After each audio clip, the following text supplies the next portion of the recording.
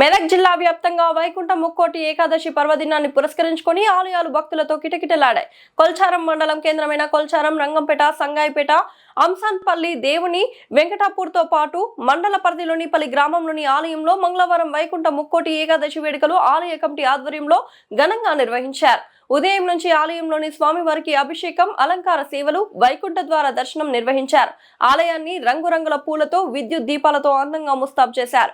భక్తులు పెద్ద సంఖ్యలో ఆలయానికి తరలి వచ్చి ఆలయాల్లోని దేవతామూర్తులను, స్వామివారిని ఉత్తర ద్వారం దర్శనం చేసుకుని ప్రత్యేక పూజలు చేశారు.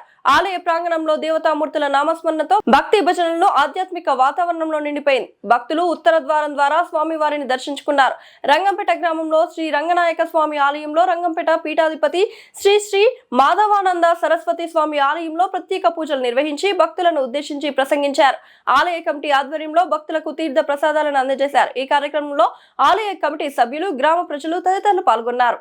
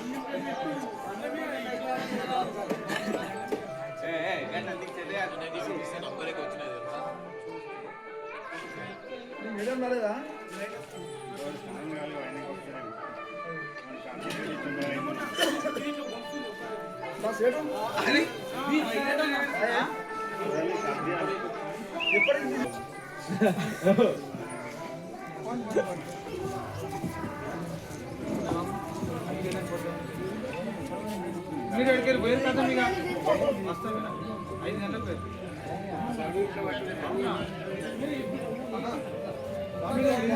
నిల్చో కుదరకి మళ్ళా నీకు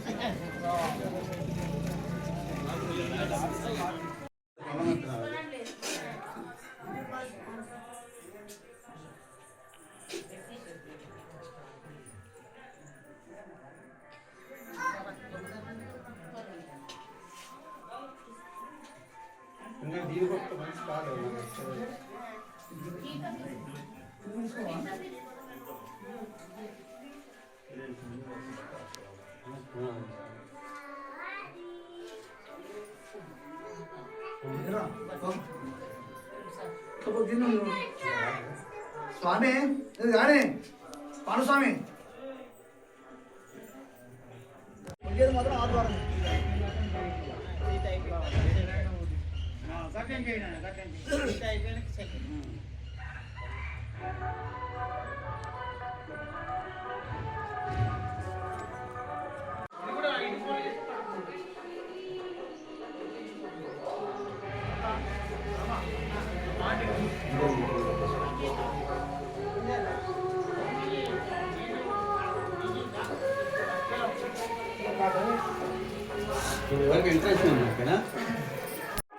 డిసెంబర్ 30, 2026